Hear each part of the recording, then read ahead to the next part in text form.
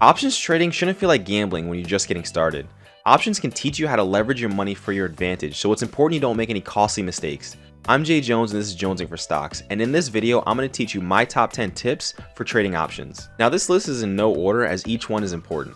The first one is going to be understanding options. Now before you get into trading options, you should understand what they are and how to trade them. That means knowing the terminology, the difference between buying and selling an option, the intrinsic and extrinsic value of a contract, and knowing the basic level of the Greeks. The Greeks can help you understand the underlying value of the contract compared to the stock. You should have a base level of understanding before you jump into trading options, and you shouldn't just go in blind. That's an easy way to lose money. The second is risk only what you're willing to lose. You should treat options like a lottery ticket.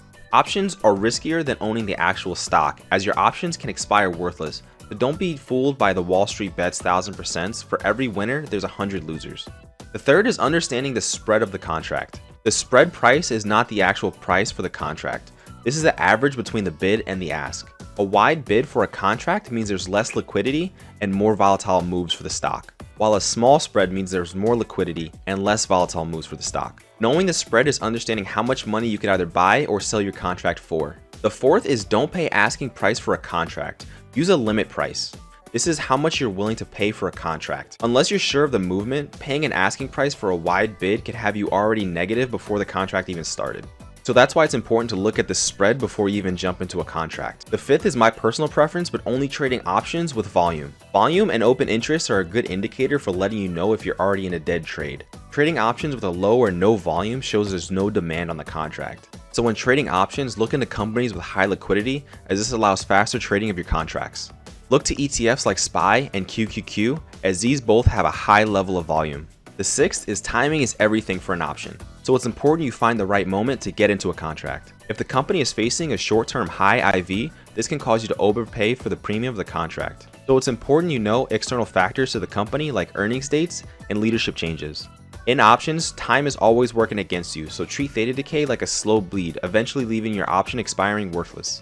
Number 7 is don't just FOMO into an option, especially if that contract has plenty of time left. So make sure you think about the trade before jumping into it. Is this a short-term or a long-term trade? And establish your limit price on what you're willing to pay for the contract.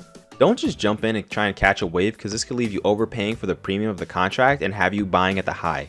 The eighth is going to be use external websites and tools for your research. Now Robinhood is pretty bare bones when it comes to their information, so using external websites can help you outline trends in the option markets. Look into the earnings date of the company that you're looking into. You can go on the Nasdaq's website for the earnings calendar. The link will be down in the description below. This will help you avoid IV crush and help you from overpaying for a contract. An options profit calculator could help you give a visual on how much money you'll make on the contract. The link will be down in the description below. The ninth is use an options watch list. This can help you simplify your research and track the companies that you're looking into. This is a great way if you're just starting out options and you want to track the price movement. If you don't know how to set up an options watch list on Robinhood, check out my older video where I walk you through the steps. And the final tip is have an exit strategy. Do you know what you want to do with the contract before you even buy it? Did you plan on exercising this contract? Do you have a certain percentage on where you're going to sell? For me, if it's good enough to screenshot, it's good enough to sell. Now there's way more information into trading options. This was just my top 10 list. If you have any tips and tricks, let me know down in the comments below. And if you got any value from this video, don't forget to like and subscribe so I can continue making content like this.